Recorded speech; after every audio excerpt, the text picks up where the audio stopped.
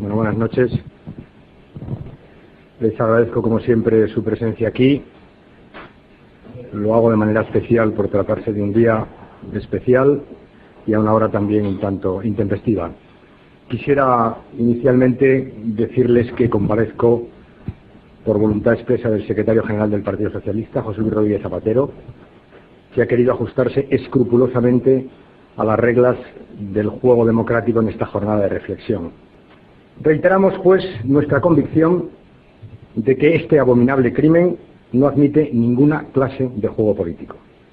Reiteramos, asimismo, nuestro compromiso de contribuir a mantener la serenidad, la unidad y la confianza de los ciudadanos en las instituciones democráticas y en la tarea de las fuerzas y de los cuerpos de la seguridad del Estado. Reiteramos nuestra convicción de que este momento exige especialmente limpieza en el juego político. Y con la exigencia de conocer toda la verdad, reiteramos nuestro compromiso de convocar a las fuerzas políticas una vez que pasen las elecciones generales para reconstruir la unidad de todos los demócratas frente a los ataques terroristas. Queremos finalmente dirigirnos de forma especial a los ciudadanos para que mantengan la serenidad que han venido mostrando en estos últimos días. Hoy es el día de la reflexión. Mañana los españoles tenemos la ocasión, con nuestra participación en las elecciones generales, de homenajear a las víctimas y de reforzar una vez más nuestras convicciones comunes, la paz y la libertad. Los ciudadanos quieren conocer toda la verdad sobre los horribles sucesos acaecidos en Madrid en los últimos días. Y la verdad, toda la verdad se acabará sabiendo. Ese es nuestro compromiso con las víctimas. Me pongo a su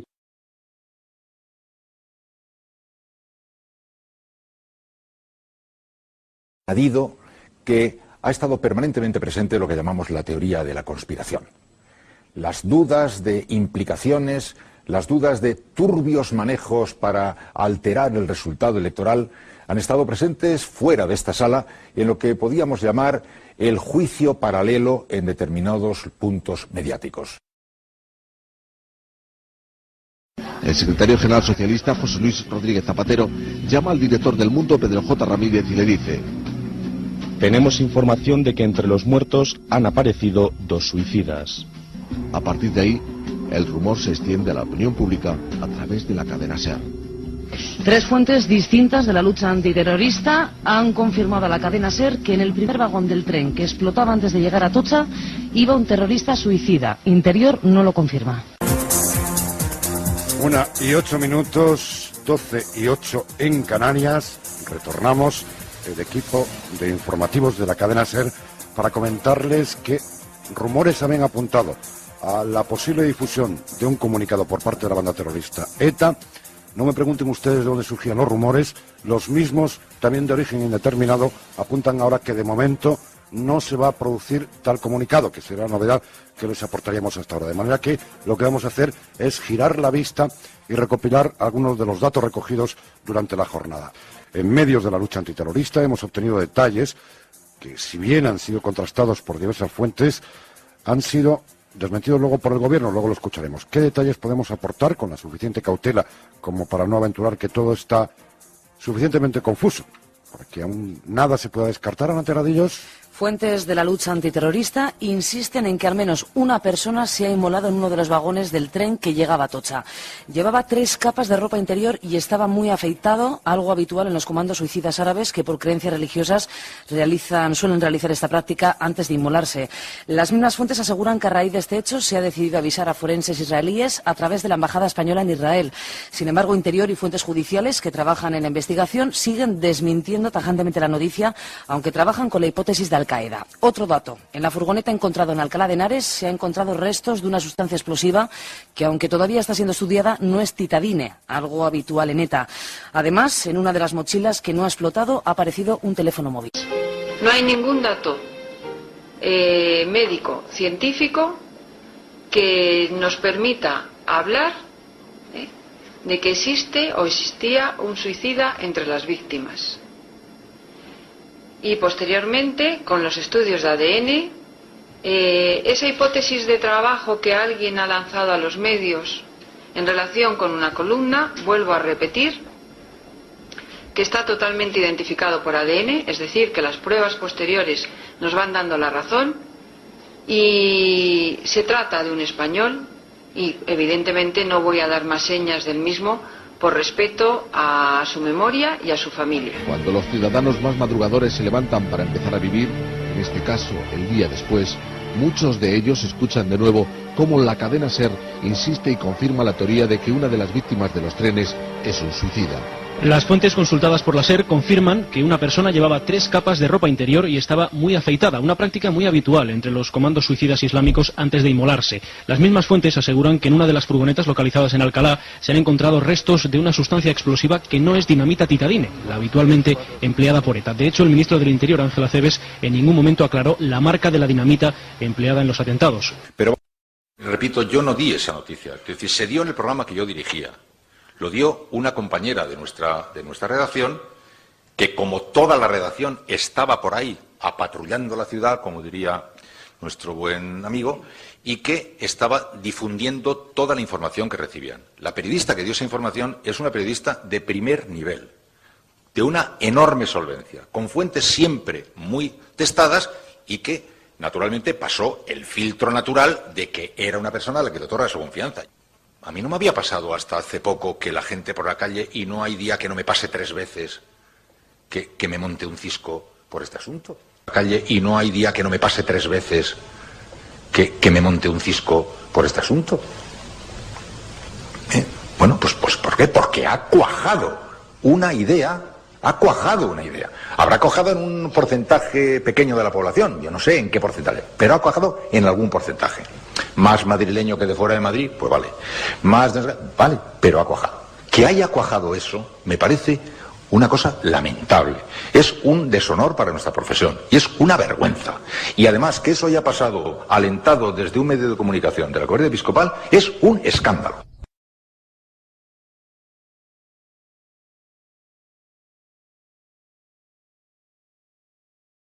Fuentes de la lucha antiterrorista insisten en que al menos una persona se ha inmolado en uno de los vagones del tren que llegaba a Atocha.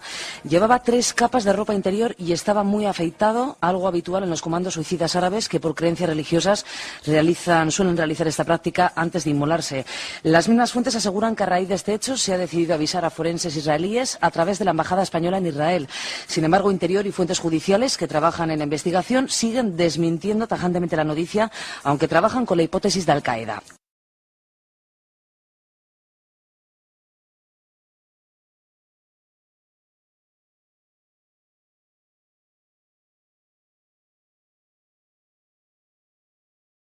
¿Cómo es posible que ETA estuviera acabada cuando ustedes le atribuyeron el atentado más grave de la historia de Europa, que fue el atentado del 11M del 2004? Usted mismo lo dijo en la jornada de reflexión. Tengo la convicción moral de que era ETA y estaba acabada. Ni convicción ni moral. Tiene que ir concluyendo, señor Rajoy. Hubo mucha gente que lo pensaba en aquel momento. Yo me enteré de este asunto porque oí al señor Ibarretxe, presidente del gobierno vasco, en la radio. Usted dijo, sin embargo, en los medios de comunicación y estuvo llamando a todos que había 3 terroristas suicidas. Eso fue lo que hizo usted en aquellos momentos. No asumieron el resultado electoral. A usted no le ha salido en ningún momento de dentro a apoyarme. Nunca. La prueba es evidente, es que en cuanto ganamos las elecciones, tuvimos que ir a una comisión de investigación del 11M. Yo respondí, como no ha hecho ningún presidente, 14 horas en esa comisión de investigación, y en 2005, en el primer debate del Estado de la Nación, ya me dijo que traicionaba a los muertos. Quienes mintieron fueron ustedes con el atentado terrorista del 11M. No solo mintieron, sino que estuvieron toda la primera fase de la legislatura intentando crear una conspiración, una fabulación indigna, inmoral, sobre lo que había representado aquel atentado, porque no asumieron el resultado electoral. Tío del 11M. Cecilio Rodríguez Menéndez, muy buenas noches. Por la vena, o por la venia, ¿cómo es? Se dice venia y además puedes pedir la venia sin dar martillazos. Bueno, venga. Disculpe, señorías, que creo que se dispara solo. Yo creo que está... ¿Ves? Otra vez, mira. Yo creo que está estropeado algo. Bueno, yo quiero protestar contra el maltrato a Rafaz Uller. Le echan, se meten con él, se ríen de su ropa de tertuliano de a tu lado. Basta ya, coño, que él también es persona. A pesar de esa pinta de chulo piscinas, pues tiene su corazoncito. Por ejemplo, esta semana supimos que Rafaz es todo un poeta. Escuchen la bonita poesía que le dedicó a su churri. Alá es Dios y Mahoma su profeta. Y tú la chica que más quiero en el planeta. ¿No te parece, vamos, precioso, precioso? Precioso, precioso. Tengo los pelos como escarpias, lo que pasa es que con la peluca de perrito esta no se me nota. Literariamente yo además diría que está un poco entre Chiquito de la Calzada y Jesulín de Ubrique. Puede ser, puede ser. Por cierto, amigos de la conspiración y de que ha sido la ETA, ¿no os habéis dado cuenta del mensaje oculto? Alá es Dios y Mahoma su prof. ETA. Y tú la chica que más quiero en el plan. ETA, 2 veces, ha sido la ETA, coño. Vamos a ver si nos centramos, que ya tienes pelitos. Bueno, joder, pues con esta bobada te llena Pedro J 10 días el diario. Ya. El prestigioso diario El Mundo... Súper prestigioso. Sí, sigue empeñado en demostrar que ETA estuvo implicada en el 11M. Sí. Dios mío, ¿aún están con este tema? Sí, es para flipar. Pero no hay ya una sentencia que dice que ETA no tuvo nada que ver. Sí, pero esta gente se repite más que una chistorra hecha con ajo. Bueno, ¿yo qué quieres que te diga, amigo? Es que no sé qué... Bueno, qué fuerte, de verdad. Pero, ¿quieres discutir más sobre este tema? Bueno, si no te cortan de euro, sí, oiga, vamos, es que es muy fuerte. Pero, ¿cómo estás hablando? Pero... ¿Con quién hablas? Con una representación teatral de la opinión pública. ¿Dónde está? ¿Dónde está? Era imaginaria. Hay que haber hecho cursos de teatro para seguirlo esto. Sí. Perfecto. El caso es que El Mundo tiene un vídeo que demuestra que los perritos... Los peritos. Con una R. Peritos. No, perritos va con 2 R's. Ya lo sé, pero... ¿Perrito? Tú dices perrito, no dices perito. Sí. Perito es Perito Moreno. Un momento, por favor, Perito Moreno no es un perro moreno. Un momento, no le rías la gracia que se crece. Perito, por favor, por favor, estoy viendo... No, gracias. Pero, si quieres hablar... Es una cosa entre él y yo. Si quieres hablar de un perrito, es perrito, efectivamente. Pues pero perito es una persona especialista en algo. ¿Ah, sí? ¿Los perritos son personas? No. Los perritos son animales. Los perritos son di perito y cállate ya. Bueno, y ya está. Di perito y ya está. Ven. El Mundo dice que los peritos... Mal escrito. Encontraron en los trenes del 11M un tipo de explosivo que también usa ETA. Si encontraron explosivo, a lo mejor sí que eran perritos. Entonces tenías razón tú. Perdóname. Lo ves. Perdóname. Mini punto para ti. Bueno. Atención, porque El Mundo está ahí. Quiero enseñaros unos titulares. El primero, el de hoy. Empiezo por el de hoy. Atención, titular de hoy, ¿eh? Bueno, así abre el periódico. Dice, los perritos oficiales tras detectar un segundo... Hay nitroglicerina. Es una putada, pero es la realidad. ¿Qué es una putada? Que haya nitroglicerina, que pidan reabrir el caso porque aún creen que ha sido ETA, que El Mundo haga titulares más retorcidos que Pocillo bailando la lambada. ¿Qué es exactamente? Pues este titular te parece poco. Mira, porque todo empezó ayer. ¿Este es el de ayer? Este es el de ayer. Dice... ¡Puf! Dinitrotolueno. Súper serio, ¿eh? ¿Quién lo ha escrito? ¿Bob Esponja? Los vídeos de... Qué guapo. ¿Qué es? ¿Qué quiere decir? Bueno, para saber de qué estaban hablando, he buscado dinitrotolueno en el diccionario de la propia página web del Mundo. Porque sí, tiene un diccionario online, si tú no entiendes algo lo pones. Bueno, pues si tú pones dinitrotolueno en el Mundo, te sale... No se ha encontrado el término dinitrotolueno en el mismo diario. Pero lo más curioso, fíjate, es que en la explicación de que no sale te quieren hacer creer que en lugar de dinitrotolueno hemos querido decir trinitrotolueno, da. No. A ver. No. Señores. No queremos declinar un explosivo. No hablamos en latín. Señores del diccionario del Mundo. ¿Qué les ha llevado a pensar que si intento escribir voy a acabar escribiendo de más y por error nitrotolueno? Sí. ¿Por qué me iba a enrollar tanto? ¿Creen que soy argentino? No. Espera. No. ¿Qué estás hablando? ¿Con ellos, no? Con ellos, están ahí. Están ahí, ¿no? Mírame cuando te hablo. Y otra cosa, y pongan bien perrito. Que no cuesta nada, ¿eh? Que hay que apoyar a los animales. Bueno, La portada de mañana. ¿Quién ha ido al juicio de 11M? La becaria. Sí, hoy ha declarado el jefe de los TEDx y dice que sabían desde el principio que no había sido ETA, que Al-Qaeda... Esta historia es muy floja, Montserrat. Quiero otro enfoque. Bueno, yo pensaba hablar del concepto islamista de la yihad. En realidad... ¿Y si el jefe de los TEDx fuese un vasco que trabaja en la policía pero que en el fondo está pagado por ETA? Como Matt Damon en Infiltrados. Está muy visto. ¿Y si el 11M fuera una tapadera para encubrir algo mayor? Una cortina de humo para desviar la atención, porque el plan B era atentar contra la T4. Sí, pero la T4 todavía no existía. Es una licencia, niña. Vamos a ver, seamos rigurosos, por favor. ¿Y si cambiamos la T4 por la sede de Endesa? ¡Oh! Rollo OPA pero con lanzagranadas. Querían entrar, coger las acciones y llevárselas a Barcelona. No, a Moscú, como el oro de España que se llevó Carrillo después de lo de Paracuellos. Una conspiración entre la yihad islámica, los vascos, Putin y la Caixa, apadrinada por ZP y Carrillo. Me gusta, pero... ¿quién lo aborta? ¿Rajoy?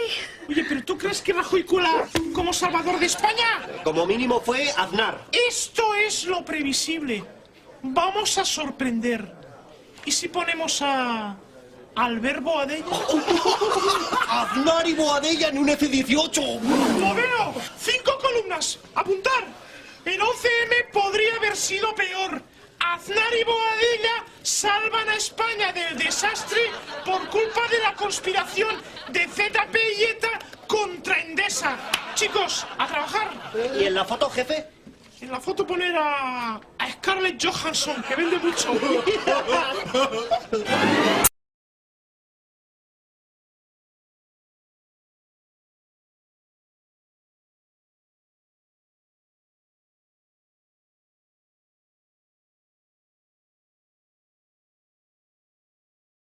Entonces, es increíble, ¿no? Es increíble cómo se manipula.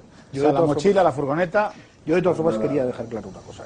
Es decir, lo que más me llena a mí de perplejidad es que ni siquiera los responsables políticos de la policía, que en 72 horas resuelve el peor atentado, las líneas generales del peor atentado de la historia de España, que esas mismas personas no defiendan ese trabajo que fue extraordinario, que no tiene precedentes en el mundo. Que no se puede comparar con el de Estados Unidos, por ejemplo, que es un estado con muchos más medios. Ni en Londres, ni lo ocurrido en Londres. Es que a mí, en fin, creo que la sociedad española tiene que estar orgulloso de la investigación que ha hecho la policía. Claro. Y los primeros jefes de estos policías que hicieron la investigación fue un señor que se llama Ángel Aceves, un señor que se llama Ignacio Astarloa y un señor que se llama José María Aznar, que eran los responsables máximos de las investigaciones en aquel momento, que naturalmente hacía la policía, los profesionales. Y a mí me llena de asombro que no se valore ese trabajo que fue extraordinario, extraordinario por donde se vea. Y los resultados de ese trabajo se han ido viendo a lo largo de todos estos años y probablemente puede ser, yo creo que sí, se va a ver con una sentencia condenatoria. Estaba usted hablando de la mochila de Vallecas, estaba hablando de la Renault Kangoo, ¿qué otros dos argumentos más chocantes, digamos? El ácido bórico igual. Lo más chocante, bueno, el ácido bórico es casi anecdótico, ¿no? Es absurdo cómo sea. Pero para ser anecdótico se le han dedicado toneladas de papel, ¿no? Sí, pero... El 21 de septiembre de 2006, el periódico El Mundo publicaba las evidencias documentales que demostraban que un informe de la Policía Científica sobre unos análisis realizados en el marco de las investigaciones del 11M había sido falsificado. En concreto, el documento en cuestión era el del análisis de una sustancia que se encontró en casa de uno de los procesados del 11M, Hassan el-Haski, que resultó ser ácido bórico, sustancia que tiene aplicación en numerosos campos de la delincuencia, como por ejemplo el tráfico de drogas o de explosivos, ya que sirve para enmascarar olores. El informe fue mutilado para eliminar unos párrafos en los que se recordaba que en la larga historia de la lucha antiterrorista en España solo se había encontrado ácido bórico en 3 ocasiones. En el domicilio de Hassan el-Haski, en casa de un anarquista acusado de actividades terroristas y en el registro de un piso franco de ETA. La publicación del informe del Mundo sirvió como detonante para que la Asociación de Ayuda a las Víctimas del 11M presentara una denuncia ante la Audiencia Nacional, la cual ordenó una semana después que el asunto fuera remitido a los juzgados de Plaza de Castilla, al apreciar indicios de delito en los mandos de la Policía Científica que mutilaron el informe pericial. Las investigaciones iniciales revelaron que no solo se había falsificado un documento, sino que incluso se había alterado con Tipex los registros policiales para borrar el rastro de la falsificación. Sin embargo, el juez Garzón intervino en el caso y, de acuerdo con la Fiscalía, decidió tomar declaración en contra de toda lógica jurídica a los peritos que habían elaborado los informes originales que posteriormente otras personas mutilaron. Y en una sorprendente pirueta policial, decidió imputar a esos peritos un delito de falsificación. En otras palabras, en lugar de imputar a los mandos policiales que habían alterado un informe para eliminar de él una serie de párrafos, Garzón imputó un delito a quienes habían realizado el informe original. La campaña que se desató contra los 3 peritos de la policía científica, especialmente desde las páginas del País y el ABC, fue feroz. Sin embargo, después de esa crucifixión pública, la Audiencia Nacional terminó revocando todas las resoluciones de Garzón y exculpando, como no podía ser menos, a los peritos que habían redactado el informe original. Finalmente, el caso pasó a los juzgados de Plaza de Castilla, donde la jueza encargada del mismo desestimó todas las imputaciones contra los peritos y decidió procesar a 4 mandos de la policía científica por falsificación documental: Miguel Ángel Santano, Pedro Luis Mélida, Francisco Ramírez y José Andradas. Estos mandos policiales declararon como imputados en noviembre de 2006 ante la juez Gallego. La magistrado decidió finalmente procesarlos por un delito de falsificación, castigado con hasta 6 años de cárcel. Que no es la primera vez que lo habíamos hecho. Ya habíamos relacionado muchísimos hechos entre sí y jamás se nos ha puesto ninguna pega. Esta fue la única vez que en nuestra vida profesional se nos ha dicho que teníamos que eliminar esta relación. Por supuesto que no lo hicimos y así nos vemos. 30 años de experiencia sin ningún problema, hasta que estos peritos redactaron el informe en el que apuntaban a una posible relación entre uno de los cerebros del 11M y ETA. Para nosotros lo importante no era que se tratara de ácido bórico. Lo importante en este caso es que nosotros teníamos conocimiento de que había sido identificado en otros hechos relacionados con el terrorismo. En concreto en un piso franco de ETA en Salamanca. Y nosotros no podemos ocultar algo que para nosotros puede tener importancia. Sin embargo, los peritos recibieron la orden de eliminar la referencia a ETA, algo sin precedentes. Que nuestro jefe, cuando nos dice esto, nos lo dice que siguiendo las órdenes de la superioridad tenemos que eliminar esto. Y entonces yo en concreto le digo que yo no voy a eliminar nada porque para mí lo importante es precisamente esta observación. El 11 de julio de 2006 el perito Manuel Escribano descubrió que el informe que llegó al juez no era el que él había escrito. Su jefe, Francisco Ramírez, lo había manipulado y firmado. Lo que habían hecho había sido eliminar esta observación de la ETA y la fecha también la habían modificado y los peritos, que éramos nosotros 3, había sido cambiado por el señor Ramírez. Nosotros no acusamos a la ETA, nosotros no acusamos a nadie, simplemente hacemos unas observaciones por si consideran oportuno su estudio. Escribano y los otros 2 peritos avisaron a su jefe de unidad, José Andradas, de esta irregularidad y le llevaron una copia del original. No sucedió nada, ni una pregunta, ni una investigación. Es decir, que desde el 11 de julio de 2006 que ustedes le advierten a su jefe de que el informe había sido modificado, que había una posible irregularidad, hasta el día 21 de septiembre que sale publicado en los medios de comunicación, a ustedes nadie les pregunta nada y no se inicia ninguna investigación. Ni nada. Nadie nos dijo nada. Cuando se publicó comenzó la pesadilla para estos 2 peritos. Su informe había sido manipulado y sin embargo eran ellos los que se veían imputados por el juez Garzón, que les acusaba de falsificación. Falsificación no la hay desde el punto de vista lógico. Luego todo lo demás pueden ser hipótesis que cada uno tiene que hacerse personalmente. Yo tengo las mías, pero son tan graves que realmente públicamente no me atrevo a decirlo. Ahora la jueza Gema Gallego ha retirado la imputación contra los peritos y todo ha pasado para ellos. Entraron como testigos, pero pronto se dieron cuenta de que algo pasaba. El señor Garzón no quería saber lo que había ocurrido, sino que ya existía una predisposición, ¿no? Y quería oír unas respuestas que no se ajustaban a la realidad. Entonces, cada vez que yo no respondía a lo que él quería oír, me gritaba, ¿no? Ya eran las 2 de la madrugada. Garzón había comenzado los interrogatorios a las 5 de la tarde. La declaración más larga fue la de la perito Isabel López. Él hace que no entiende, tergiversa continuamente, pasan 2 horas, se levanta, estirándose, estoy cansado, le dicen los fiscales, y les dice, tengo que ir al servicio. Usted, mientras, apuntándome con el dedo. Usted mientras corrige las copias y las firma. Según cuenta la perito, Garzón volvió del baño con más energía y endureció el tono. Venga, que tenemos que continuar. Y ya venía en plan, digamos, vulgarmente, más flamenco. Él argumenta que el ácido bórico es una cosa muy vulgar, que él lo tiene incluso en su casa para el olor de pies. Yo le digo que dudo mucho que él tenga 1 kilo, 1,3265 gramos en su casa para el olor de pies. Cuando ya se están aproximando el final de las 4 horas, salta todo destemplado. Entonces, ustedes me han querido engañar, porque el documento 11 vuelve a la carga con el documento 11. Me han querido engañar, nos han querido engañar. Llévesela y que se la lleven y que quede aislada.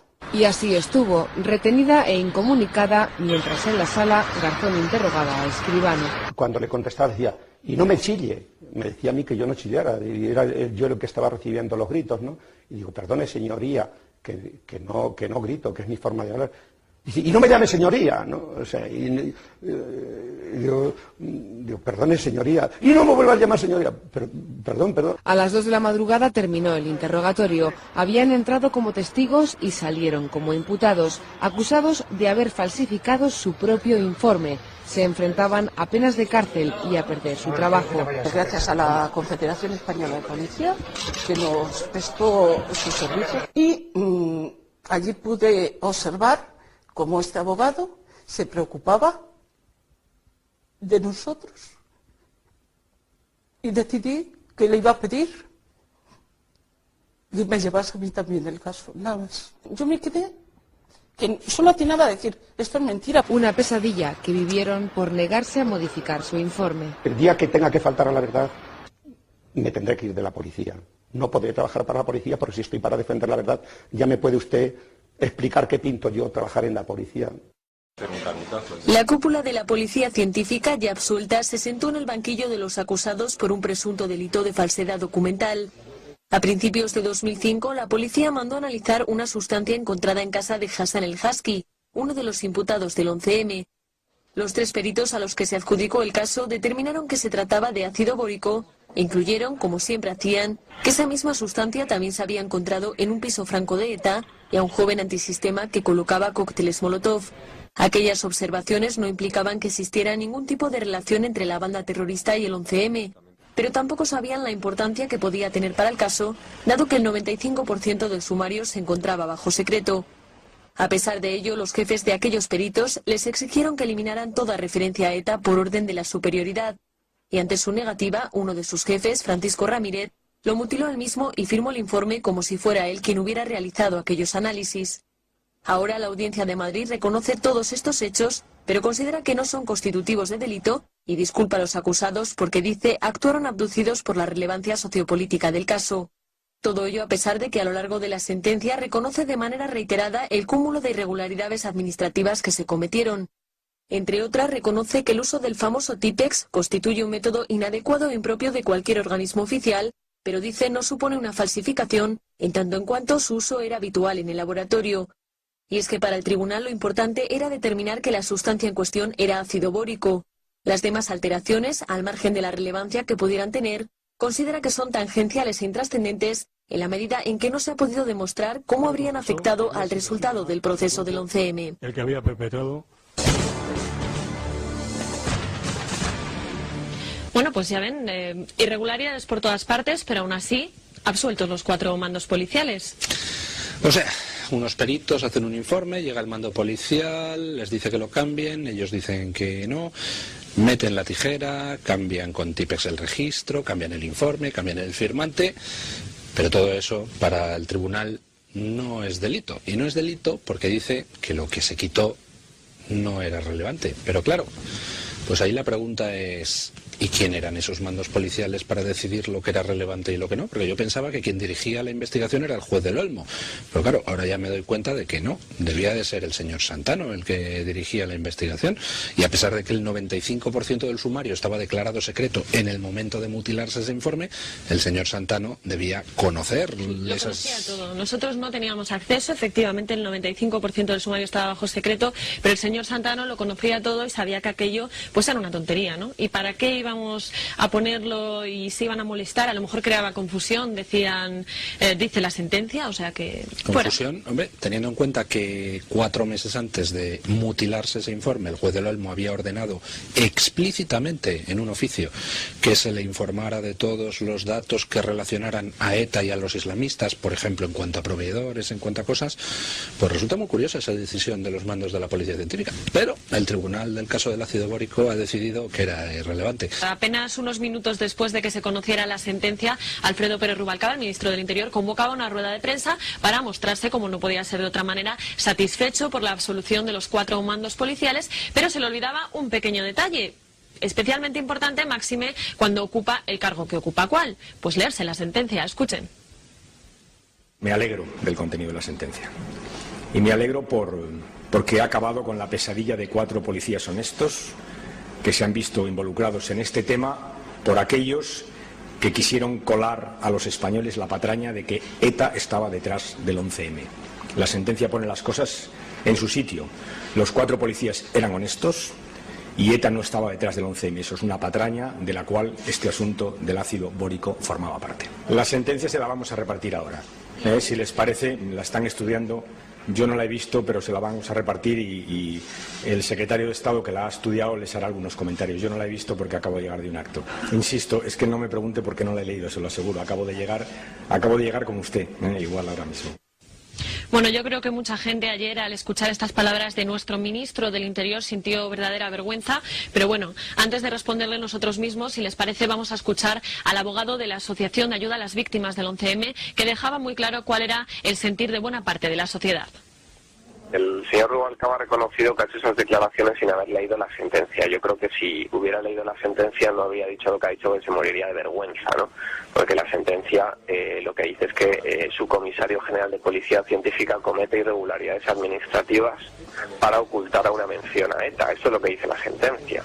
Dirá que no es delito, pero los hechos yo creo que son bastante vergonzosos para el Ministerio del Interior, ¿no? Y si él dice que esto demuestra que estaba ETA o que no estaba ETA, es que no ha seguido el juicio y no sabe cuál era el objeto del juicio. El objeto de este juicio no era si estaba ETA o no estaba ETA en el 11M. El objeto de este juicio era ver si una serie de policías, de mandos de la Policía Científica, habían cometido unas irregularidades al omitir una mención a ETA falsificando un informe.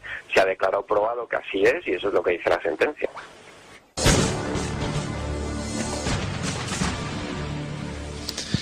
Pues la contestación de don José María de Pablo, abogado de la Asociación de Ayuda a las Víctimas del 11M, no puede ser más precisa. Don Alfredo, lo que se estaba discutiendo en ese juicio no es si ETA está detrás o no del 11M, sino si se había falsificado un informe o no como parte de las investigaciones del 11M. Y el tribunal ha concluido que sí, que se falsificó, que se mutiló ese informe, se alteró el libro de registro para tachar a quien se había asignado originalmente la pericia. Pero el tribunal considera, peculiar consideración, que aunque se produjo esa falsificación, no es delito. De todos modos, señor Rubalcaba, no sé qué dice usted de patrañas de si ETA está detrás o no. ¿Está usted diciendo que don José Luis Rodríguez Zapatero, que salió a las 8:30 de la mañana del 11 de marzo a decir que ETA era muy malvada por haber cometido los atentados del 11M, estaba diciendo patrañas? ¿No? ¿No está usted diciendo eso? Pues déjeme que yo le diga que don José Luis Rodríguez Zapatero, que llamó en la noche del 11M a directores de medios de comunicación a decirles que había suicidas en los trenes, sí que difundió patrañas. Como también las difundió algún medio de comunicación que a usted no le suele tratar muy mal, don Alfredo. Yo acuso al actual comisario jefe de la Policía Científica, Miguel Ángel Santano, y a sus subordinados Pedro Mélida, José Andradas y Francisco Ramírez, de mantener una línea de conducta supuestamente orientada a la manipulación y ocultación de pruebas, al alterar, de forma inveraz, tal y como ha establecido la justicia, un informe pericial que podía contradecir la versión oficial de lo ocurrido, dejando patente que, al margen de la propia trascendencia de dicho informe, existía una consigna política para orientar la investigación en una única dirección. Señor Rajoy, hombre, que usted hable de excusas de mal perdedor o de mal pagador, pero si se ha pasado desde que perdió las primeras elecciones intentando justificar en las cosas más insólitas, como las teorías del 11M, que abrazó durante un tiempo, su derrota electoral. Esas teorías que afortunadamente el tiempo ha puesto a cada uno en su sitio. Bien, es verdad que habrá gente que siga pensando en las cosas más abominables que se dijeron y formularon sobre el 11M. Igual que hay gente que todavía piensa que Elvis Presley vive, o que hay gente que todavía piensa que no cree que el hombre llegó a la luna. Esa es la realidad. Nosotros, Pablo Muñoz, que es periodista, es compañero, un buen profesional del diario ABC. Muchísimas gracias, muy amable por estar aquí. La primera cuestión, ustedes desmenuzan en su blog, pieza por pieza, frase por frase, todo lo que se ha venido a llamar la teoría de la conspiración, o la teoría de la patraña, o la teoría de la mentira. Si usted tuviera que explicarle a alguien que no sabe nada de este juicio, ¿cómo desmontaría esa teoría? ¿Cuál sería la idea fundamental? A ver, perdón, yo creo que tenemos que empezar definiendo qué es una teoría conspirativa. Las teorías conspirativas no son nuevas, han existido siempre, ¿no? Y bueno, yo lo defino como la convicción de que hay una serie de poderes prácticamente omnipotentes y omniscientes trabajando en la sombra que controlan cierto tipo de acontecimientos, ¿no? Una serie de acontecimientos. Las personas que creen en esto, pues piensan que la realidad no es real, ¿no? Valga la contradicción. Es virtual. Pues, sí, exacto, es una realidad virtual. Incluso usan mucho los ejemplos tipo Matrix y este tipo de cosas, ¿no? O sea, una de las cosas que llama la atención es que sus ejemplos suelen ser siempre cinematográficos o de ficción, ¿no? Entonces tiene una desconexión con la realidad de principio. Hay también un elemento de desconfianza en las instituciones y en el Estado de Derecho, encuentro yo. Maniqueísmo, ¿no? O todos son buenos o son malos. No, solo hay buenos, solo hay malos. Pero 100% buenos y 100% malos. No hay matices. Sí. No hay matices. Bien, seguiremos hablando. Pablo Muñoz, usted está siguiendo el juicio. La percepción que tiene, por un lado, hay quien sostiene que la verdad no está en el sumario, hay quien sostiene que la verdad, si está en algún sitio, es en el sumario y que tendrá que sustanciarse en una sentencia. Usted que está asistiendo al juicio, la impresión que tiene estos primeros días, ¿cuál es? Yo la impresión que tengo es que empieza a demostrarse las cosas que hay en el sumario. No voy a decir que se vaya a demostrar todas las cosas que hay en el sumario, pero sí es evidente que empiezan a aparecer elementos que confirman una única autoría, que es el islamista, que confirman plenamente la procedencia de los explosivos, que es la trama asturiana, y que por tanto las grandes líneas del sumario están empezando a tomar fuerza en las sesiones de la vista oral. Vamos a un aspecto concreto. Se ha dicho que el explosivo que se ha encontrado demostraría que no es el terrorismo islamista el que ha cometido el atentado. ¿Qué tiene usted que refutar a eso? Bueno, a ver, en primer lugar, el argumento que se usa es que aparece algo llamado DNT, ¿no? Y que el DNT no está dentro de los componentes de la goma 2 seco, que es el explosivo utilizado según el sumario. Ahora, esto de decir que como aparece un compuesto que no está en la goma 2 seco, entonces no hay goma 2 seco, es como decir que en un guiso, porque hay pimienta, no hay sal. O sea, usted encuentra pimienta y dice, bueno, aquí no hay sal, ¿verdad? Es un argumento absolutamente absurdo. Puede haber pimienta, puede haber sal. Puede haber sal, puede haber otro tipo de ingredientes, claro, albahaca, especias, albahaca, etcétera, ¿no? Entonces, lo que sabemos es que, a ver, las pruebas que hay fuera de lo que es el análisis como tal, de que estalló goma 2 seco son abrumadoras. Dígame la más abrumadora. Por ejemplo, que hay una sentencia ya de que el señor Trasorras estaban traficando con dinamita, con goma 2 seco específicamente, ¿sí? La operación People, que se llama. También hay una sentencia firme, y esto es firme, ¿no? En el caso del gitanillo, que era este muchacho, este menor de edad, que también llevaba la dinamita desde Asturias hasta Madrid, al menos en algunos viajes que hizo, precisamente a las manos del chino, que fue uno de los autores de los atentados. Por otro lado, en el juicio están también ocurriendo cosas como que hay testimonios de personas que les vieron hablando a Trasorras y el chino. Hay toda una serie, a ver, hay llamadas telefónicas, hay multas de tráfico que se le pusieron al chino en el camino que estaba haciendo desde Asturias hasta Madrid. O sea, la evidencia es abrumadora. ¿Que puede haber alguna otra cosa? ¿O que la goma 2 seco se puede haber contaminado? Pues sí. Pero decir que no estalló goma 2 seco es simplemente absurdo. Lo más chocante, bueno, el ácido bórico es casi anecdótico, no es absurdo como sea. Pero para ser anecdótico se le han dedicado toneladas de papel, ¿no? Sí, pero bueno, yo me concentraría más en el tema de Leganés, porque esto es para mí el tema más absurdo, los suicidas de Leganés. A ver, o sea, a ver, bueno, la versión que no es mi versión, es la que viene en el sumario, ¿no? Lo que dice, bueno, evidentemente, es que estos señores fueron sorprendidos por la policía en este piso y que al encontrarse rodeados, pues decidieron suicidarse, ¿no? Y se suicidaron, pues, activando una serie de explosivos. Por cierto, matando a un geo, ¿no? A ver, entonces, ¿qué dicen los conspiracionistas? Bueno, esto no les va bien a su teoría. ¿Por qué no? Pues porque ellos no quieren suicidas, porque dicen que los islamistas siempre se suicidan. Y entonces, uno de sus argumentos es que como no se suicidaron, ¿verdad?, entonces, pues no pueden ser islamistas. Cosa que además es falsa, porque, por ejemplo, el primer atentado de las Torres Gemelas de Nueva York, el que fue una bomba, ¿verdad?, ahí no se suicidó nadie. Y hay decenas de casos de islamistas que no se suicidan. Pero bueno, el tema es que tratan de descalificar ese suicidio. Y si no son islamistas y tampoco se han suicidado en Leganés, ¿qué ha pasado con aquella gente que estaba ahí en Leganés? Son las teorías más absurdas, claro. A ver, se dice, por ejemplo, que ya estaban muertos y que los llevaron ahí. Y se usan argumentos como que no había sangre en las paredes. Fíjese usted, no había sangre en las paredes. Pero, ¿han visto una fotografía de cómo quedó ese sitio? Es que no había paredes. Es uno de los puntos más oscuros de este caso. Un piso que tras la explosión nos mostraría unas paredes blancas sin rastro de sangre. ¿Cómo va a haber sangre en las paredes? Claro, hemos visto últimamente hasta las fotografías de cómo quedaron los cuerpos. Sí, exactamente. Ya, pero, Pablo, los periodistas podemos equivocarnos, no somos infalibles, bueno, salvo algunos, pero lo normal es que no seamos infalibles, podemos meter la pata, cometer errores y rectificamos.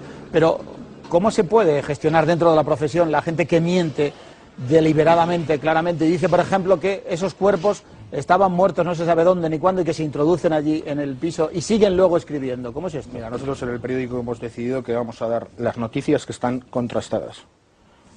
Nada más, porque no podemos ir más allá. No creo que en un tema de estos un periódico esté para especular. España ha contemplado con desdén, con la mayor abstención de nuestra historia, el referéndum de la Constitución Europea. Y ha sido así en parte porque en los medios no ha habido un debate lo bastante plural. Si queremos pasión, necesitamos controversia. Y el futuro no es halagüeño.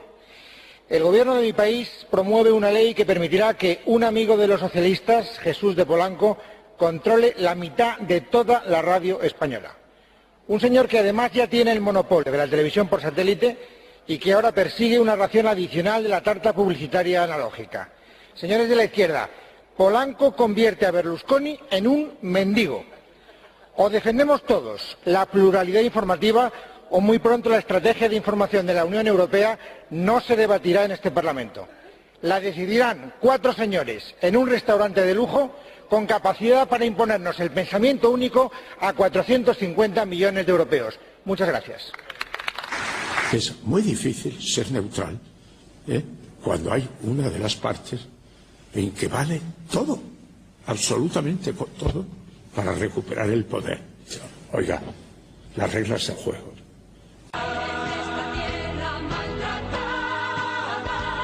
Tiene que abrir sus ventanas, el pueblo miente la nueva vida.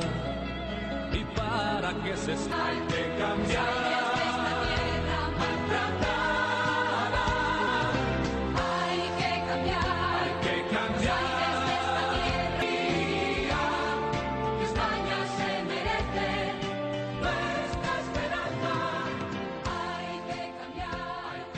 ¿Sabe usted que comenzó siendo un bisbiseo y ahora hay medios que lo dicen a voz en grito y que muchos en su partido lo están acogiendo? Que se trataba de un asunto en el que implicados policías, implicados servicios secretos, implicados etarras, implicados hasta miembros del Partido Socialista, se estaba intentando organizar algo parecido a un golpe de Estado. Hay gente en su partido que está alentando este... Yo nunca he escuchado a nadie en mi partido, nunca, el hacer esas afirmaciones. Y si hay ¿Insinuaciones en ese sentido? No, perdón, Iñaki. Si hay alguna persona en mi partido que haya dicho que detrás está el Partido Socialista o los servicios secretos, yo agradecería mucho que se me dijera aquí el nombre de la persona y en qué medio de comunicación lo dijo y en qué día. Porque esa persona no podría estar en mi partido. ¿Le puedo decir el nombre de... El Partido Popular huye de la verdad. No quiere conocerla ni escucharla. Nunca he escuchado a nadie en mi partido, nunca, el hacer esas afirmaciones. Y si hay alguna persona en mi partido que haya dicho que detrás está el Partido Socialista o los servicios secretos, yo agradecería mucho que se me dijera aquí el nombre de la persona y en qué medio de comunicación lo dijo y en qué día. Porque esa persona no podría estar en mi partido. Rajoy lo sabe, pero sencillamente intenta engañar a los españoles. No tengo ningún interés en saber nada de algo que a mí en estos momentos no me corresponde en mi acción política. Y perdona que esa es la respuesta. Yo en este sentido y en ese terreno sé lo que sé y no sé más de lo que le digo. No, pero hasta el más desinformado, más desinformado de los ciudadanos sabe que el laboratorio de los TEDx no determinó la identidad del explosivo. Es normal. Usted ha vivido la investigación de decenas y decenas de atentados. Es normal que la policía le diga componentes de la dinamita. Es normal que la policía no diga ha sido este explosivo o ha sido este. Pero en el partido político, señor director del Mundo, hay personas encargadas, supongo, y que hagan el seguimiento de este tema. Yo estoy en la Unión Europea. Yo en estos momentos diré, la posición será mía en este tema, la del Partido Popular. Y yo no tengo por qué, en esta cuestión, de pronto, aparecer como una persona que dé una opinión sobre temas que yo no he seguido. Pues entonces y que confío nos en ahorramos el debate y nos diga usted sencillamente que no quiere hablar de este asunto. No, exacto. Es el Ayuntamiento de Marbella gobernado por el PP. Efectivamente. O sea, le ha impuesto una multa un ayuntamiento del PP a unos señores por repartir en mano folletos con información sobre el 11M. Asada, ¿qué hay detrás de los atentados del 11 de marzo? Para que el Partido Socialista, el gobierno del Partido Socialista, la Fiscalía General del Estado hayan intentado durante 4 años tapar el tema a toda costa. Y ahora, el Partido Popular, o mejor dicho, la actual cúpula dirigente del Partido Popular, se sume a esos intentos de pasar página con el 11M. ¿Qué hay detrás? Para que todos se pongan de acuerdo en eso. Y este lunes el diario El País publicaba una entrevista con Alberto Ruiz Gallardón, el alcalde de Madrid, en la que decía, atención, que la instrucción del 11M fue ejemplar. Hombre, yo creo que... El Partido Popular huye de la verdad. Ha dicho que el Partido Socialista está detrás de esto o los servicios secretos de seguridad. No lo ha dicho nadie en mi partido político. Señor Rajoy, yo no le puedo aceptar eso, Iñaki, lo siento. De acuerdo, yo entiendo que no lo puedo Muchas aceptar, gracias pero usted por entenderá que en la frontera de todo esto están paseándose con absoluta naturalidad muchos en su partido. No lo acepto, no lo puedo aceptar, Iñaki. Que la verdad siempre se abre camino en democracia. La sentencia dice, y el Supremo lo ha confirmado, quién cometió el atentado y cómo lo hizo. Creo, por tanto, que ha llegado el momento, no desde luego de pasar página, porque nunca se puede pasar página por las víctimas y sus familias, pero sí deberíamos poner fin a las especulaciones. Se ha juzgado, se ha condenado y los responsables están en la cárcel. Que es fundamental que desde los gobiernos respetemos la verdad. Yo no tengo nada más que añadir después de que en este país fuera uno de los pocos países del mundo, por cierto, en tiempo récord, de detener a los culpables y de hacer un juicio que ya resolvió todas aquellas cuestiones que tuvo que resolver. Hay que huir de la mentira. Que el 11M fue un atentado de terroristas islamistas. Rajoy lo sabe, pero sencillamente intenta engañar a los españoles.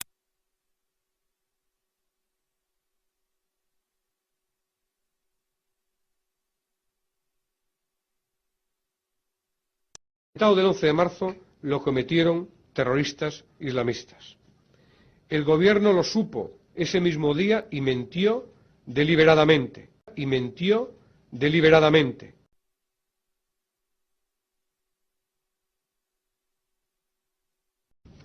El gobierno del PP, por lo tanto, mintió a sabiendas entre el 11 y el 14 de marzo del año 2004.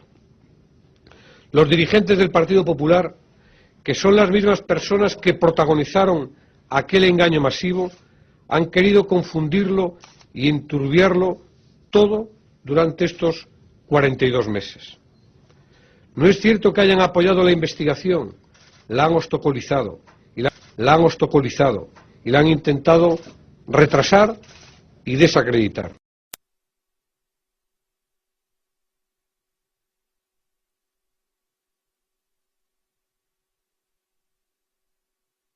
Que el sistema español funcionó.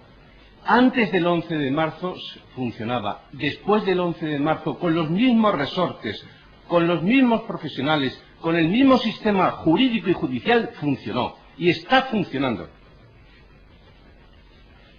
Enérgico. Para muchos era la primera vez que le escuchaban. Y todos han podido contemplar cómo después se emocionaba al dirigirse a una de las víctimas del 11M.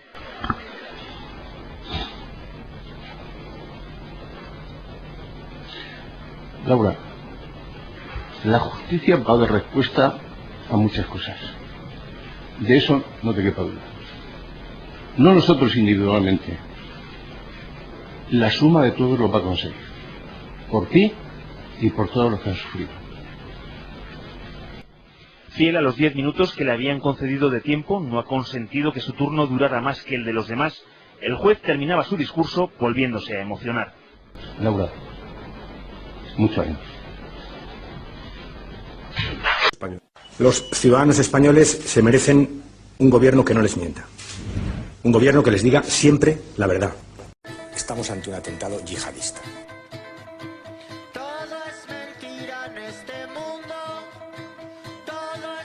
Los terroristas han atacado al Estado, han atacado a nuestra sociedad, han atacado en definitiva nuestra libertad y nuestra democracia.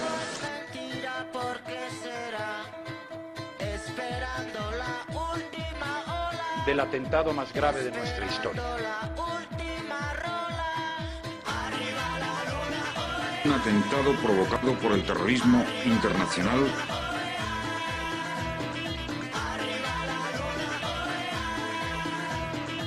El atentado del 11 de marzo lo cometieron terroristas islamistas, el mayor atentado terrorista de nuestra historia.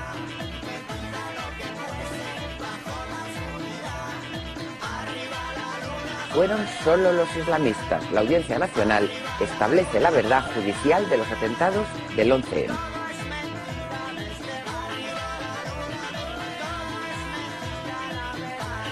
La duda será qué dinamita explotó en los trenes. Italine, Coma 2 Eco, el tribunal...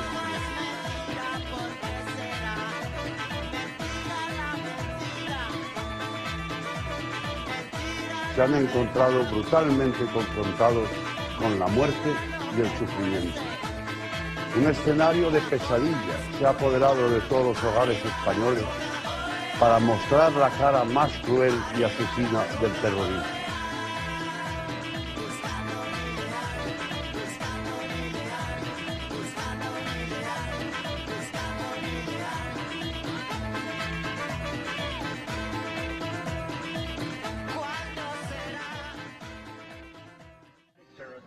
September 11th, killers, September 11th, terrorists, Al-Qaeda, terrorists, nuclear weapons, terrorists, 9/11, terrorist, evil, September 11th, the terrorists, war and danger, September 11th, terrorism, global terrorism, terrorism, terrorism,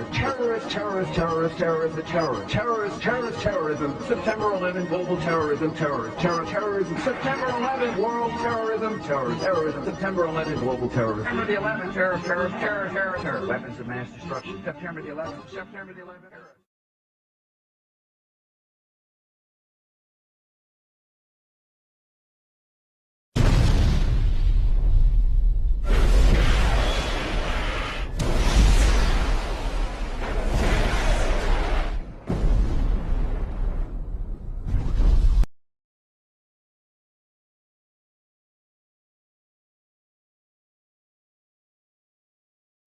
Que eso solo podían hacer de un grupo de gente verdaderamente preparada, con un gigantesco talento geoestratégico que había organizado todo aquello. Todo es mentira en este mundo,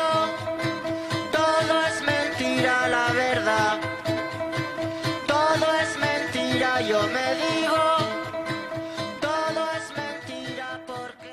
Los ciudadanos quieren conocer toda la verdad sobre los horribles sucesos acaecidos en Madrid en los últimos días. Y la verdad, toda la verdad se acabará sabiendo. Y la verdad, toda la verdad se acabará sabiendo. Ese es nuestro compromiso con las víctimas. Es una chapuza detrás de otra. Es imposible que alguien que organice un atentado de este tipo para cambiar unas elecciones haga tantas chapuzas juntas. Es decir, habría alguna huella de alguien. Habría un vídeo de una cámara que les ha cogido mientras iban a Asturias. Había un pub en Asturias donde se ve al chino con el otro. Habría habría algo, pero es que no hay nada. ¿Sabes por qué no hay nada? Porque van improvisando los culpables. Ellos durante el primer mes no saben quién van a ser los culpables, hasta la semana en que aparecen. Primero, la furgoneta Kangoo se hace el análisis oficial, como sabes, el 20 y tantos de marzo, y después salen las fotos en los periódicos. Ahí sí, ahí dicen, estos van a ser los malos. Y sale, ahí ya los han seleccionado, ¿no? Los han seleccionado. Y alguien dice, pues si tú metes a este, yo meto a mi radical el tunecino. Y el CNI dice, si tú metes al radical tunecino, yo meto a la Mari. Fíjate por dónde. Y empiezan unas discusiones entre ellos brutales. Y al final dicen, bueno, consenso, estos son los malos. Y entonces salen en los periódicos. ¿Qué pasó en Leganés, don Fernando? Pues que los reunieron allí y adiós, buenas tardes. Eso es lo que pienso. Pero estaban muertos ya antes de la explosión. No tengo ni idea si estaban muertos, si estaban vivos, si quiénes estaban, no estaban, no tengo ni idea. Pero eso es un cierre de archivo, que así se llama el argot de inteligencia, y punto final. Y esto se va por los aires y se acabó. La muerte del GEO y la profanación. Bueno, la muerte del GEO, pero ¿cómo es posible que todas las fuerzas de seguridad del Estado, en algo tan importante como que te han matado un GEO, que es, el GEO es el estandarte, el héroe de la jornada, es decir, el único individuo que ha muerto cumpliendo su deber en unas circunstancias tan dramáticas? La tumba, la profana, la llevan, primero sabían dónde estaba la tumba, cosa que es bastante asombroso. A mí me ha costado enormemente encontrar el garaje de esta casa. Imagínate encontrar la tumba en ese cementerio. Bueno, entonces la profana y tal, y las fuerzas de seguridad dicen, no descansaremos hasta dar con estos individuos. Adiós, buenas tardes, hasta hoy. Anda, fíjate, parece, anda que no dejaron pruebas, o sea, dejaron palas, dejaron seguramente huellas, dejaron rastros genéticos, dejaron de todo. Pues no hemos sido capaces de hablar ni del tema. Si tu teoría es esa, sí, y es cierta, ¿cómo puede ser que el gobierno quiera ocultar con tanto celo la verdad del 11M sin ni siquiera, o sea, ya no te digo ocultarla, es que el gobierno quiere ocultarla, pero no creo que solo sea por la manipulación posterior? Vamos a ver, el gobierno actual y el anterior, pausa valorativa, los dos han fabricado esta mentira. El gobierno actual y el anterior. ¿Ha quedado claro? O sea, no el PSOE, no, el PSOE y el PP. Han fabricado esta mentira. La sociedad se la ha creído, no te digo mayoritariamente, cada vez menos, según dicen que ahora el 95% creen que no saben todo lo que pasó, pero se la han creído fundamentalmente. Nadie la va a desmontar. ¿Por qué creen ellos que hay que fabricarla y tapar la verdad? Pues porque la verdad es muy complicada. La verdad es muy complicada. Estamos hablando de un asunto de Estado.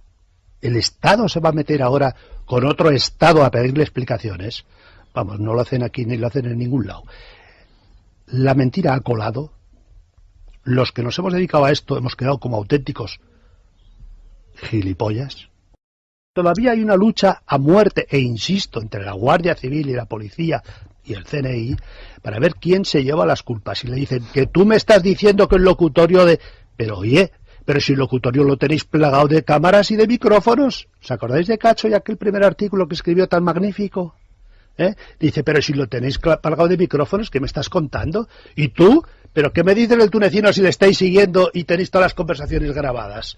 Y empiezan a echarse la culpa unos a otros porque no les cuadra. Y cuando a mí me viene la Guardia Civil y me dice, es mentira lo de las papeles de los cartuchos de Leganés. Es mentira. Nosotros no nos lo hemos creído y están mintiendo por algún motivo. Eso me dice a mí la Guardia Civil. Y hay un coronel de la Guardia Civil muy importante de Estado Mayor, que lo tengo por aquí, que a mí me reúne en un bar de Las Rozas, y me dice: todo esto que te están contando es una filfa. Todo. Y empiezan a decirme: están todos fichados, todos están controlados. Tienen cámaras en todos esos sitios que habéis citado. Tienen mucha gente en el Leganés. Es un piso trampa. No han hecho los controles de metalografía, no solamente los restos, sino la metalografía en los trenes. Los han destruido por alguna razón. Y esto me lo dice un coronel de Estado Mayor de la Guardia Civil. ¿Por qué me lo dice? Porque no tragan la versión oficial durante el primer mes. Y las luchas entre ellos son a muerte. Y la UCO, con ese chico brasileño tan famoso, que ahora va diciendo otras cositas, está buscando a los verdaderos culpables entre unos y otros. Y hay un recelo monstruoso entre ellos. Y se espían. En una comisaría ya nadie habla, porque se han puesto micrófonos dentro, se controlan los teléfonos, y unos y otros no saben con quién están, y no saben a qué grupo quedarse, hasta que el 2 de junio más o menos, alguien muy superior a ellos les dice: está bien, hasta aquí hemos llegado, la versión es esta y punto final.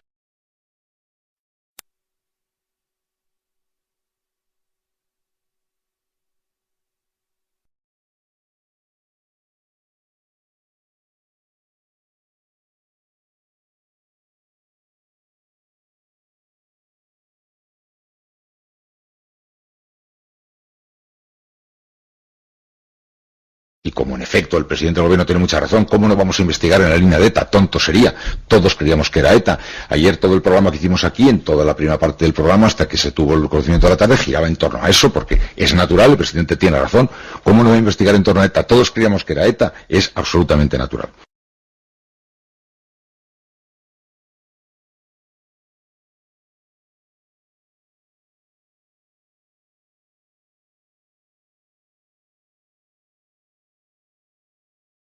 Con un dato, yo creo que de máxima importancia y de última hora. Ana Terradillos. 3 fuentes distintas de la lucha antiterrorista han confirmado a la cadena SER que en el primer vagón del tren que explotaba antes de llegar a Atocha iba un terrorista suicida. Interior no lo confirma.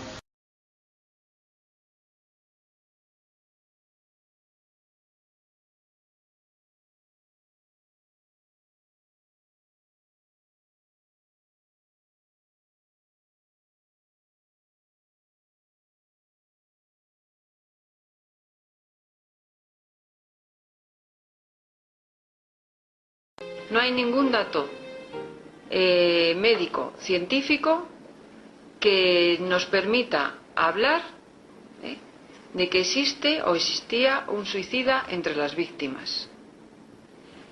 Y posteriormente, con los estudios de ADN, esa hipótesis de trabajo que alguien ha lanzado a los medios en relación con una columna, vuelvo a repetir, que está totalmente identificado por ADN, es decir, que las pruebas posteriores nos van dando la razón, y se trata de un español, y evidentemente no voy a dar más señas del mismo por respeto a su memoria y a su familia.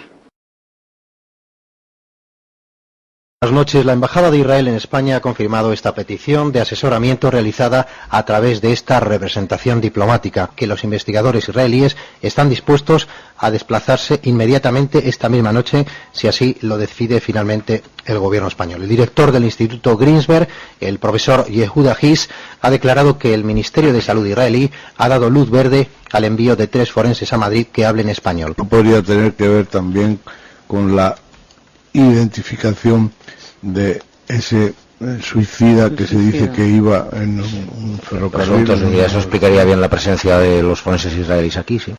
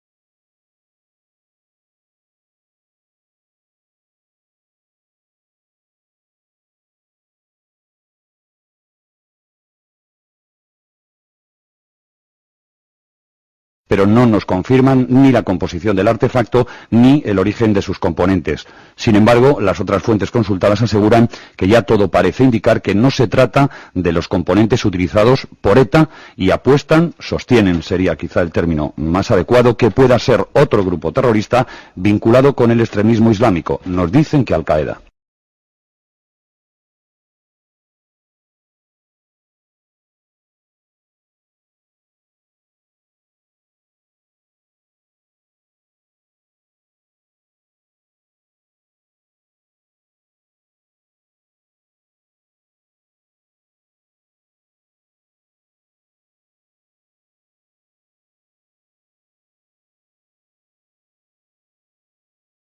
Porque no tiene sentido que yo escuche en la SER, perdona que lo vuelva a insistir, que un portero ha visto a 2 personas salir de esa furgoneta, y lo hemos escuchado aquí hace 2 horas, y que no tengamos las vías digitales de nadie, por poner un ejemplo.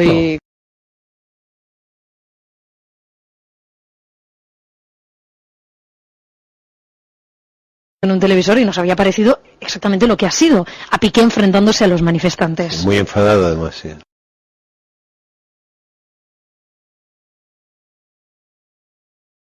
Y sin embargo, cada día tengo más dudas de que el ministro de Interior está mintiendo, porque no me puedo creer que sea tan incompetente de no haber traducido una cinta del árabe en 30 horas. Y no me puedo creer que eso sea tan incompetente como no para no saber de quién son los contratos o cómo se gestionaron los contratos de los teléfonos móviles que se han encontrado. Bueno, por lo tanto, empiezo a sospechar que el ministro Acebes, que no sé qué pinta y me ofende que esté en esa manifestación, está manipulando con fines electorales el dolor de 1000 y pico personas y de todos los españoles. Decía que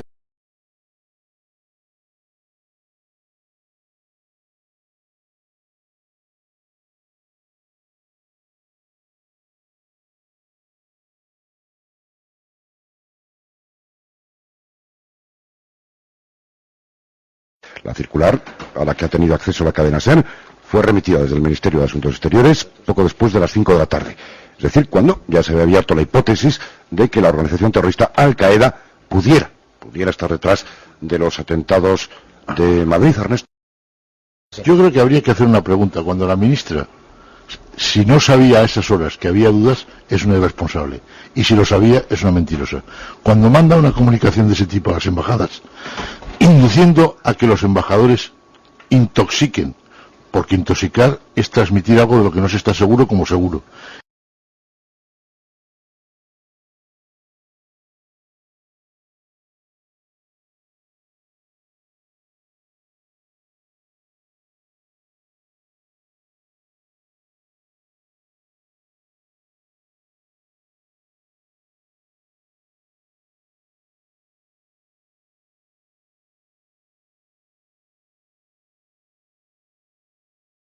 Han pasado 2 años y medio desde el 11 de septiembre de 2001 hasta el 11 de marzo de 2004. 2 años y medio y en concreto 911 días. Y alguien nos decía, ¿no les llama a ustedes la atención? Porque en el mundo anglosajón las fechas se ponen día primero, mes después, ¿no? 9 del 11. 911. Yo no sé si algún periódico norteamericano, algún medio, ha hecho alguna elucubración sobre estas cábalas. Alguno comentaba, también he escuchado antes en televisión, que además 911 aquí es el número de la policía, es un número que se identifica como fuerza de seguridad del Estado, digamos, ¿no? Quizá también pueda tener entre esas cábalas algún tipo de interpretación. De las casualidades que se daban, el que hiciera exactamente 2 años y medio exactamente del 11 de septiembre, son cosas también que llevan a pensar a que no se puede descartar esa pista, como hizo el ministro Acebes en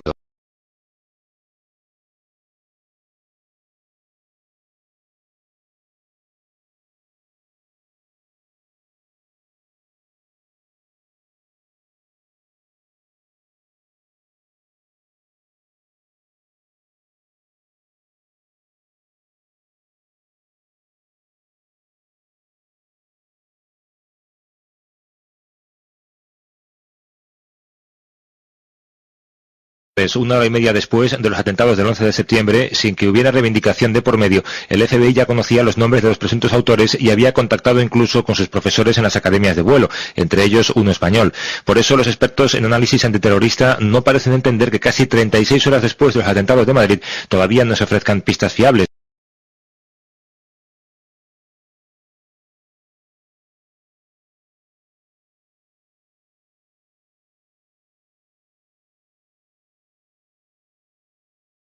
ejemplo, antes hemos hablado con este policía municipal y nos ha dicho algo muy importante, esa mochila, el material lo tenían desde primera hora de la mañana. Con eso cualquier servicio de inteligencia habría sabido, y de hecho los norteamericanos están extrañadísimos. Hombre, los de que servicios no se secretos sepa... israelíes, mira, tengo aquí, mira, la portada, la primera página de La Vanguardia. Los servicios secretos israelíes ven la huella del terrorismo islamista. Claro.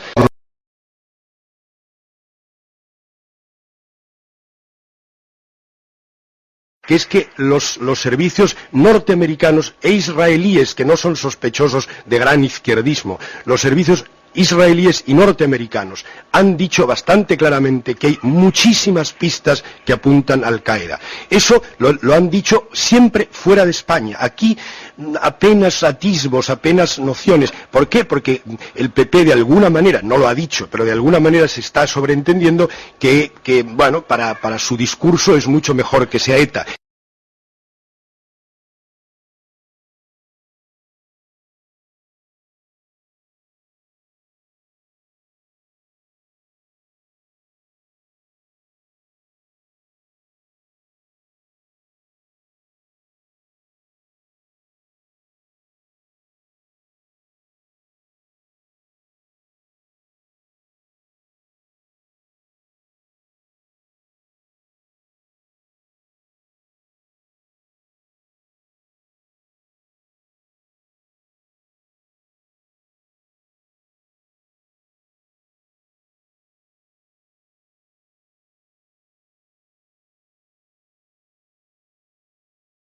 Pues novedades, desde luego, que contradicen absolutamente lo que acabamos de escuchar respecto del ministro del Interior. El Centro Nacional de Inteligencia cree que el atentado es obra del terrorismo islámico. Fuentes del CNI han confirmado a esta redacción que todos sus agentes trabajan ya al 99% de posibilidades de que nos encontramos ante un atentado de corte radical islamista cometido por un grupo numeroso, entre 10 o 15 individuos, que pueden estar ya fuera del país y que colocaron las mochilas e inmediatamente después huyeron. Estas fuentes aseguran que desde el jueves advirtieron al Ministerio del Interior que la hipótesis de ETA era muy vaga y que el islamismo radical podría ser el autor. Después de descubrir la mochila bomba, ya no tienen dudas. No es ETA, son terroristas islámicos.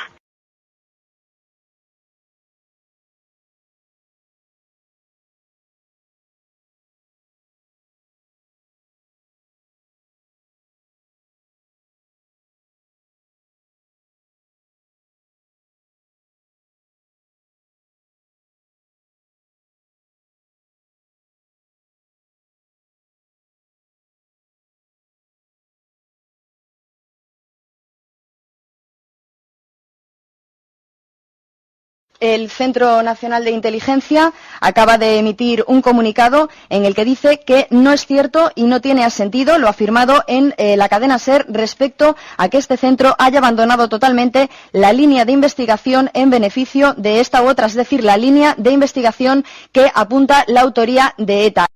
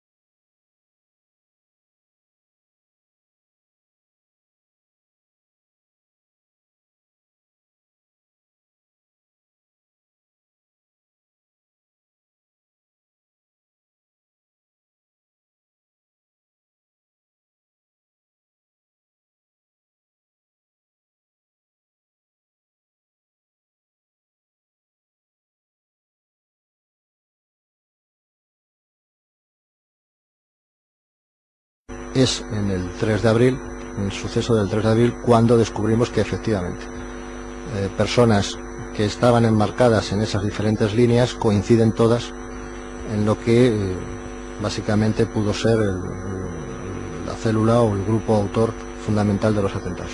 Se va a identificar a los titulares del piso o ver quién está en ese domicilio, pues es cuando suceden los hechos de Leganés, y es a partir de ese momento efectivamente cuando se llega a la conclusión de que estamos ante un atentado claro de corte islamista o de origen islamista, y a partir de ese momento básicamente toda la investigación, el grueso de la investigación nos corresponde a nosotros.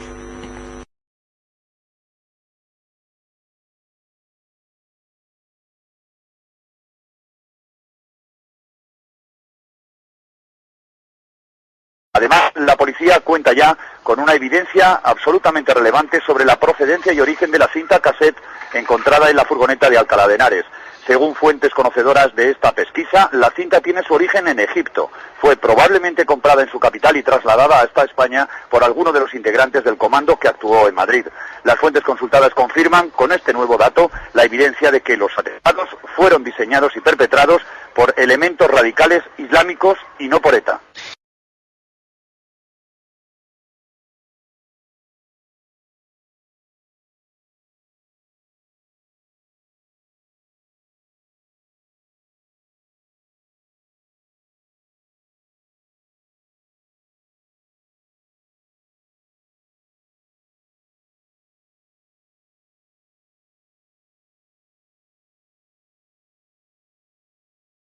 El equipo necesario para acometer la acción no está, hoy por hoy, al alcance de la banda terrorista, y aunque pueda parecer insólito, le dan credibilidad al comunicado de ETA.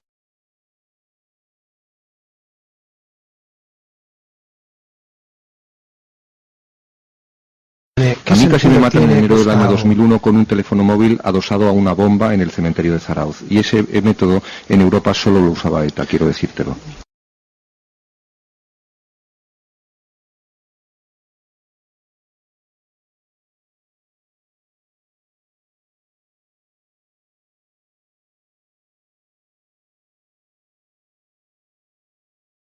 Porque además, entre otras cosas, a las 10:15 de la mañana se localiza por una persona que llama a la policía ese coche, esa furgoneta en la que estaba, en cuyo interior estaba pues la famosa cinta cassette con la grabación que ha sido la pista aparentemente determinante para llegar a estas detenciones, dato que el ministro no comenta en la rueda de prensa que ofrece a las 2 de la tarde.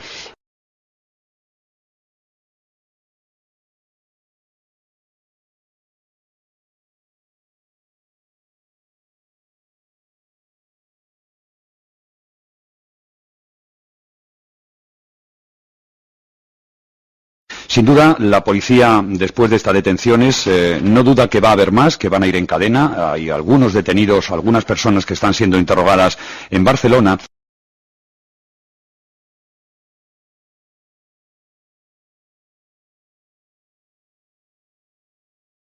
Ayer nos preguntábamos, ¿a qué viene la insistencia, no sustentada por datos, sí por opiniones o por convicciones, de que se...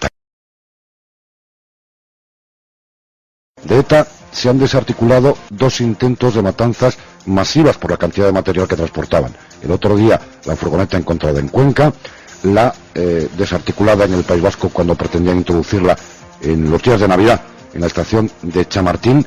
Luego intento de esta banda para sembrar el terror de nuevo en Madrid y hacerlo por esa cantidad de explosivos de manera masiva. Había todo, por lo tanto, todo es posible. Y es que tampoco dijo nada el ministro Cebes de una cuestión que a mí me parece clave desde el primer momento, y es la famosa furgoneta. Claro. Es decir, la furgoneta se localiza a las 10:15 de la mañana por una persona que llama a la policía y le dice, oiga, hay una furgoneta, tal. Llegan los agentes especialistas, registran el vehículo, encuentran algo en su interior, están, digamos, mirando lo que puede haber dentro, y están hasta las 2:15 de la tarde. A las 2:15 se la lleva a la grúa. El ministro comparece después de las 2. No hace ninguna mención, vamos, yo vi la rueda de prensa, la transmitimos en directo, ninguna mención a la existencia de la furgoneta. El ministro supo eso 2 horas después de haberse encontrado. Así, mi propia fuente, que ya consulté antes ayer hice algún comentario al respecto, aunque en tono menor, me dijo que el Ministerio del Interior fue informado antes de las 12 de la mañana de la existencia de la furgoneta, que la furgoneta contenía material relacionado con las explosiones.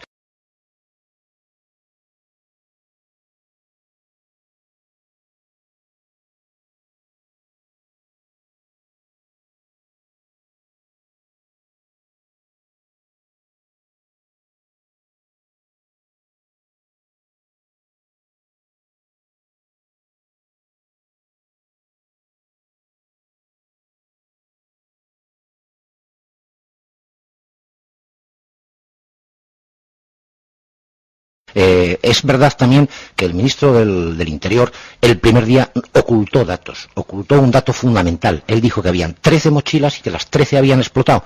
Dijo que no existía, desgraciadamente, ninguna mochila que permitiera analizar el material. 2 horas antes, la policía le había informado al ministro de que existía esa mochila. Es decir, yo no puedo creer ya en la buena voluntad del gobierno. Yo, desgraciadamente, lo lamento profundamente. Siempre he creído en la honradez profunda del ministro del Interior y básicamente también del Gobierno de la Nación, y más en casos así. Yo lamento profundamente que ante el dolor de todo el país no hayan tenido la honradez moral, la honradez política de afrontar las cosas desde la neutralidad y desde la eficacia de su trabajo. Me siento avergonzado, os lo confieso. Sí.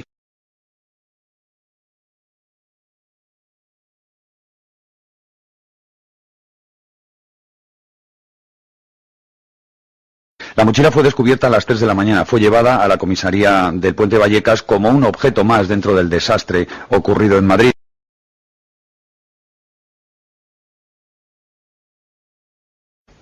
Tampoco le pedíamos al ministro del Interior, cuéntenos usted qué dice esa cinta. Relátenos usted qué dice. No. Lo que nos extrañó es que él contara que no había sido analizada. ¿Cómo no ha sido analizada la cinta 30 horas después de que fuera encontrada en esa furgoneta de Alcalá de Henares? Resultaba creíble que no hubiera sido analizada.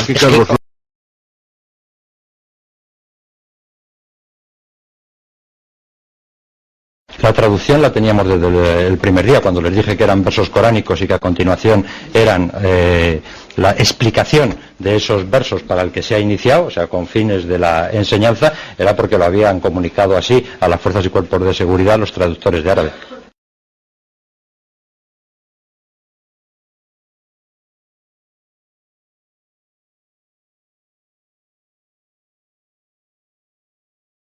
Director de Informativos, Dani, buenas noches. Hola, buenas noches. Nada, solamente indicar que, parece que el ministro está confirmando una por una las informaciones que ha ido dando la cadena SER y solo nos llama la atención un dato.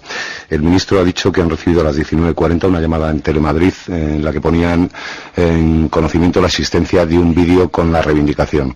Los servicios informativos de la cadena SER esta mañana tenían ya noticias de la existencia de un vídeo en el que se podía contener la reivindicación.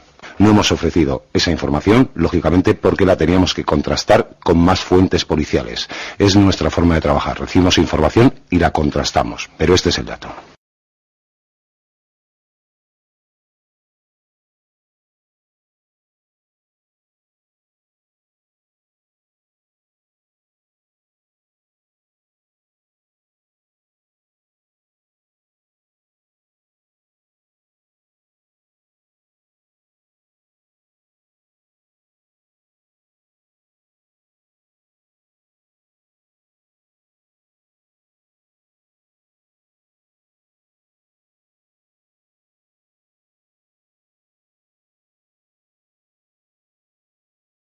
En el coche encontrado junto a una de las estaciones, el coche de Alcalá de Henares, había 2 cintas en su interior. Una puesta en el cassette, que es la que contenía los versos coránicos, y otra cinta que estaba, diremos, en la repisa, porque ese coche no tiene guantera. Pero ahí había una segunda cinta que conocíamos su existencia, pero de la que no hemos venido informando a los oyentes hasta conocer verdaderamente si tenía algo grabado dentro de interés, dato que todavía no teníamos absolutamente contrastado. Por tanto, hemos decidido esperar a no dar esta información hasta que tuviéramos la certeza de que tendría algo de contenido informativo o relevante para la investigación.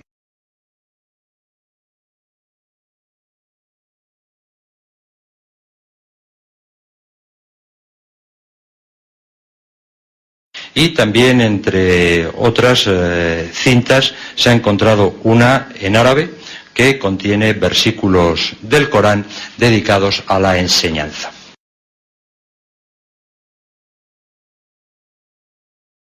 El gobierno de José María Aznar ha utilizado todos los medios de comunicación públicos y todos los medios privados cercanos ideológicamente al gobierno para tratar de mantener durante 3 días como única tesis la autoría de ETA en los brutales atentados del jueves en Madrid.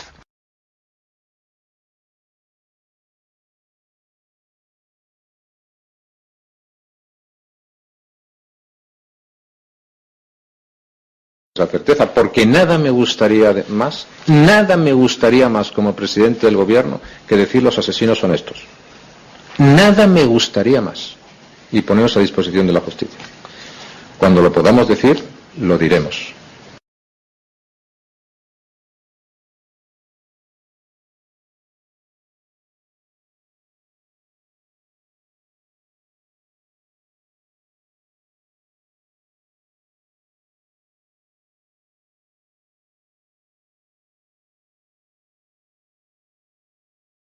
Los servicios informativos de la cadena SER se reafirman en toda la información que han ido ofreciendo a sus oyentes en estas 72 horas. Información siempre responsable, contrastada y confirmada por fuentes de toda solvencia. La SER no ha mentido.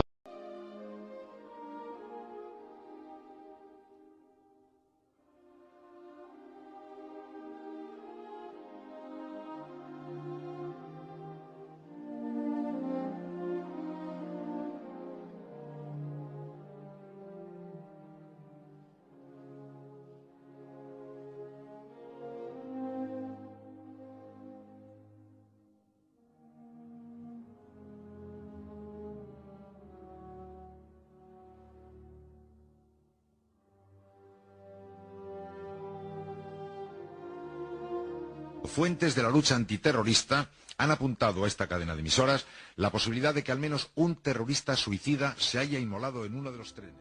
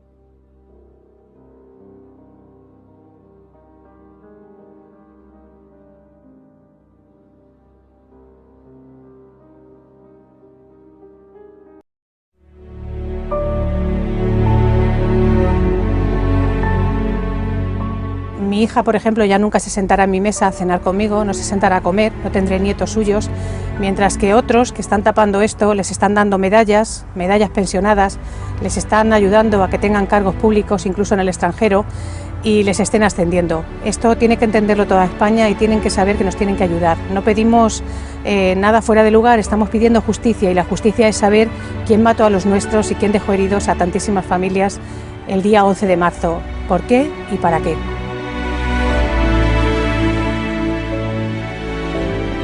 ¿Qué no ocurriría el 11M para que todo el mundo sienta miedo de investigarlo con libertad y con profesionalidad?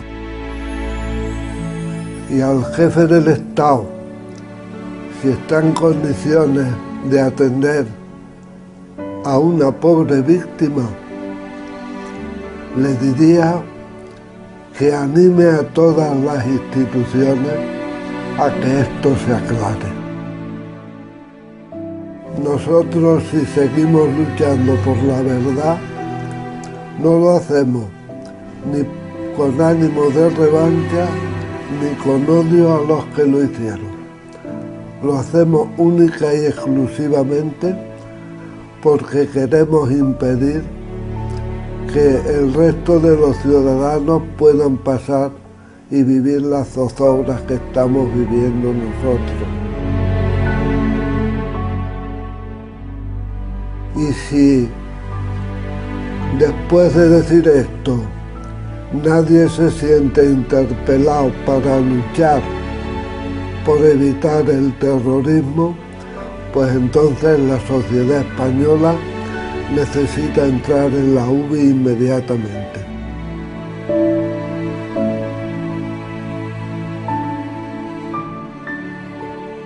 España, ¿sigues dormida? España, por Dios, despierta, que han pasado 7 años desde la terrible fecha. Levántate de una vez de tu larguísima siesta, despabilate y sacúdete el letargo y la pereza. Fue en aquel 11 de marzo por la mañana, ¿recuerdas? Cuando estallaron las bombas y todo se dio la vuelta. No hagas como que no fue. No finjas que no te acuerdas. No eludas la realidad. No soslayes la tragedia. No intentes el disimulo. No te encierres en la amnesia. No puedes de ningún modo simular que no te afecta porque aquel 11 de marzo se te clavó en la conciencia. ¿Qué pasa? ¿Sigues dormida? España, por Dios, despierta. Acuérdate de los muertos por decenas y decenas. Acuérdate de la gente con las heridas abiertas vagando por los andenes, llorando lágrimas secas y un espantoso silencio cuajándosele en las venas. No te acepto que me digas que ya casi no te acuerdas. Y es que tienes que acordarte, porque la gente era nuestra, que éramos nosotros mismos. ¿O acaso no te das cuenta? ¿Qué pasa? ¿Sigues dormida? España, por Dios, despierta. Mira a la cara a las víctimas y diles que las recuerdas, y escúchalas y acompáñalas, y levántate con ellas y empápate de sus lágrimas, porque no te son ajenas.